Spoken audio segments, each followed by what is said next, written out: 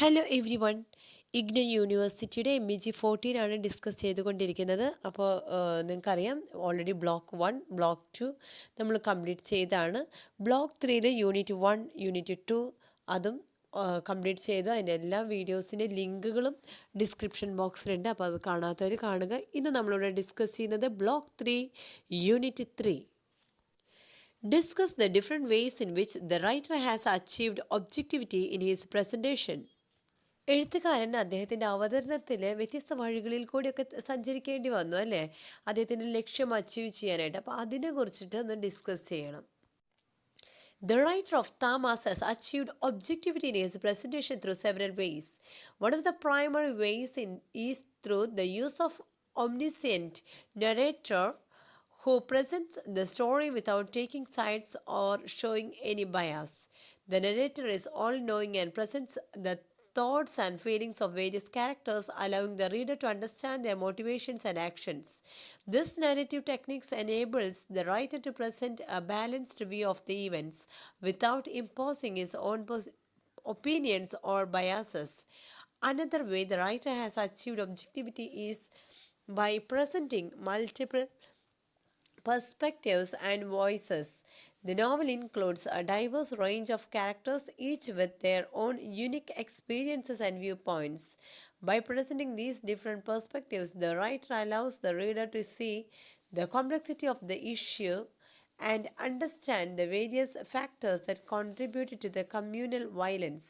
For example, the writer presents the views of the Congress activists, the Muslim League, and the British rulers, among others, which provides a nuanced understanding of the events. തമാസ് എന്ന നോവലിനെ കുറിച്ചിട്ട് നമ്മൾ സംസാരിക്കുമ്പോൾ ഇതിലെ author വളരെ കൃത്യതയോടുകൂടിയാണ് ഈ ഒരു novel ചിത്രീകരിച്ചിരിക്കുന്നത്. കാരണം ഒരു പാർട്ടീഷനെ കുറിച്ചിട്ടാണ് ഇവിടെ സംസാരിക്കുന്നത്, ഈ നോവലിൽ ചിത്രീകരിച്ചിരിക്കുന്നത്. അപ്പോൾ ധാരാളം വ്യക്തികളെ ഇതിൽ ഉൾപ്പെടുത്തിയിട്ടുണ്ട്.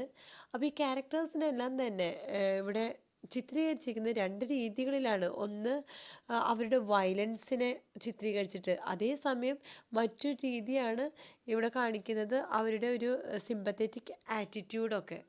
ഓക്കെ, അപ്പോൾ ഇതെല്ലാം തന്നെ ചിത്രീകരിക്കുമ്പോൾ ആർക്കും ഇവിടെ ഒരു പാർഷ്യാലിറ്റി ഫീൽ ചെയ്യാനായിട്ട് സാധിക്കില്ല. എന്ന് വെച്ച് കഴിഞ്ഞാൽ ഒരു സിസ്റ്റമാറ്റിക് ഓർഡറിലാണ് ഇദ്ദേഹം ചിത്രീകരിച്ചിരിക്കുന്നത്. ഇതിലൂടെ നമുക്ക് റീഡേഴ്സിന്, എസ്പെഷ്യലി റീഡേഴ്സിന് വളരെ കൃത്യമായിട്ട് മനസ്സിലാക്കാനായിട്ട് സാധിക്കും ആ ഒരു സാഹചര്യങ്ങളെ. അതൊന്ന് ഫീൽ ചെയ്യാൻ പോലും നമുക്ക് ഇത് വായിക്കുമ്പോഴായിട്ട് സാധിക്കും. അപ്പോൾ ഇവിടെ കാണിച്ചിരിക്കുന്ന കുറച്ച് കമ്മ്യൂണിറ്റീസ്, അല്ലെങ്കിൽ കുറച്ച് അദ്ദേഹത്തിൻ്റെ കുറച്ച് വ്യൂസ് അദ്ദേഹം ഇൻപുട്ട് ചെയ്തിരിക്കുന്നത് കോൺഗ്രസ് ആക്ടിവിറ്റ്സ്, മുസ്ലിം ലീഗ്, ബ്രിട്ടീഷ് റൂളേഴ്സ് എന്നിവരിലൂടെയൊക്കെയാണ്. അപ്പോൾ ഈ ഈവൻറ്റ്സ് മനസ്സിലാക്കാനായിട്ട് സാധിക്കുന്നത് ഇവരിലൂടെയൊക്കെ തന്നെയാണ്. The writer's use of language also contributes to the objectivity of the presentation. The language is simple and direct, without any emotional or sensationalist tone. The writer avoids using language that might be seen as inflammatory or provocative, instead opting for a more neutral and matter-of-fact approach. This helps to create a sense of detachment and objectivity, allowing the reader to focus on the events and characters rather than being swayed by the writer's emotions and biases. Furthermore, the writer's refusal to provide easy answers or solutions to the complex issues presented in the novel also contributes to the objectivity of the presentation. The writer does not offer a simplistic or didactic solution to the problem of communalism, instead allowing the reader to grapple with the complexity of the issue. This approach enables the reader to think critically about the events and characters and to draw their own conclusions about the causes and consequences of communal violence. ഇവിടെ writer use ചെയ്യുന്ന language വളരെ സിമ്പിളായിട്ടുള്ള ലാംഗ്വേജാണ്. ആർക്കും മനസ്സിലാക്കാനായിട്ട് സാധിക്കുന്ന രീതിയിലാണ് അദ്ദേഹം എഴുതുന്നത്. അതുപോലെ തന്നെ അദ്ദേഹം ഒരിക്കലും അദ്ദേഹത്തിൻ്റെ ഇഷ്ടങ്ങളെ അല്ലെങ്കിൽ അദ്ദേഹത്തിൻ്റെ കുറച്ച് ഫീലിങ്സ് ഉണ്ടല്ലോ, അതൊന്നും ഇവിടെ അദ്ദേഹം ഇമ്പോർട്ടൻ്റ് കൊടുക്കുന്നില്ല. അദ്ദേഹം ആരും പക്ഷം ചേർത്തിട്ടല്ല പറയുന്നത്, മറിച്ച് ഈവൻസുകൾ ക്ലിയർ ആയിട്ട് അദ്ദേഹം കാണിച്ചിട്ട് ഈവൻസിനെയാണ് അദ്ദേഹം ഹൈലൈറ്റ് ചെയ്യുന്നത്. അല്ലാതെ അദ്ദേഹത്തിൻ്റെ വ്യക്തിപരമായിട്ടുള്ള ഇഷ്ടങ്ങളെ ഒന്നുമല്ല, അല്ലെങ്കിൽ അദ്ദേഹത്തിൻ്റെ വ്യക്തിപരമായിട്ടുള്ള ആശയങ്ങളെ അല്ല അദ്ദേഹം ഇവിടെ ഹൈലൈറ്റ് ചെയ്യുന്നത്, മറിച്ച് ഈവൻസുകളെയാണ്. ഓക്കെ, അപ്പോൾ അവിടെ പാർഷ്വാലിറ്റി ഫീലിംഗ് തന്നെ അദ്ദേഹം ഒഴിവാക്കുകയാണ് ചെയ്യുന്നത്. പിന്നെ കൂടുതലായിട്ടും അദ്ദേഹം ആ ഒരു ക്യാരക്ടേഴ്സിനാണ് ഇവിടെ ഇമ്പോർട്ടൻ്റ് നൽകുന്നത്. അതുപോലെ ആരെയും പ്രൊവോക്ക് ചെയ്യാന്ന് പറഞ്ഞാൽ പ്രകോപിപ്പിക്കാതെ ആണ് അദ്ദേഹത്തിൻ്റെ റൈറ്റിങ്സ് മുന്നോട്ട് കൊണ്ടുപോകുന്നത്.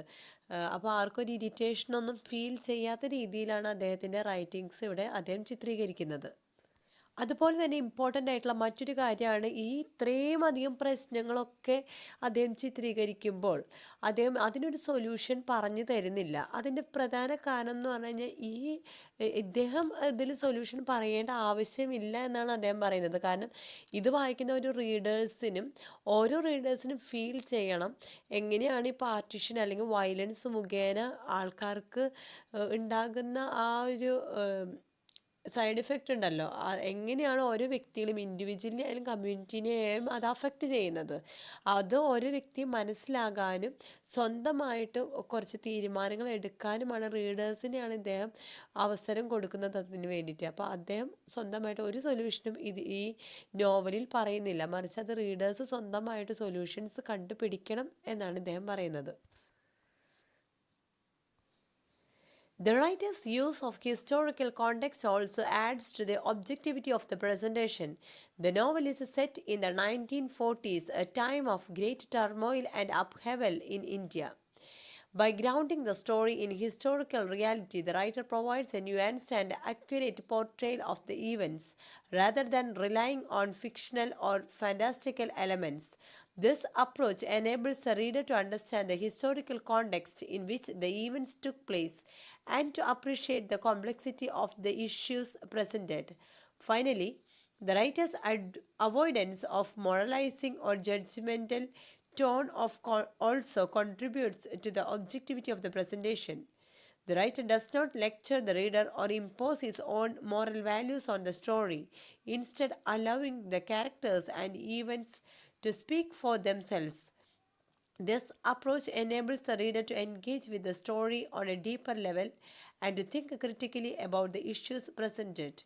In conclusion, the writer of Tamas has achieved objectivity in his presentation through a variety of techniques, including the use of an omniscient narrator, multiple perspectives and voice, simple and direct language, refusal to provide easy answers, historical context, and avoidance and moralizing tone. These techniques enable the reader to engage with the story in a nuanced and thoughtful way and to appreciate the complexity of the issues presented. 1940-കളിൽ നടന്ന ചരിത്രപരമായിട്ടുള്ള ഒരു കാര്യം തന്നെയാണ് അദ്ദേഹത്തിൻ്റെ നോവലിൽ ഇവിടെ ചിത്രീകരിക്കുന്നത്. അല്ലാതെ അദ്ദേഹത്തിന് വെറുതെ ഒരു ക്രിയേറ്റ് ചെയ്തിട്ടുള്ള ഒരു സ്റ്റോറി ഒന്നുമല്ല.